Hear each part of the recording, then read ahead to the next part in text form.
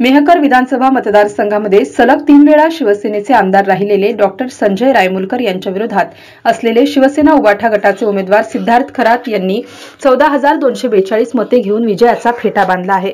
मेहकर लोणार विधानसभा मतदारसंघात सत्ता असूनही त्यांनी विकास कामे केली नसल्याचा ठपका त्यांच्यावर ठेवण्यात आला आहे। तरीही रायमुलकर यांना आत्मविश्वास होता, पण तोच त्यांना नडला असल्याच्या प्रतिक्रिया मतदारसंघातून मतदारांकडून येताना दिसत आहेत। केंद्रीय आयुष मंत्री तथा खासदार प्रतापराव जाधव यांचा हा मतदारसंघ प्रतापगड समजला जातो, परंतु त्यांनाही लोकसभेत पाहिजे तेवढी मते मिळालेली नव्हती।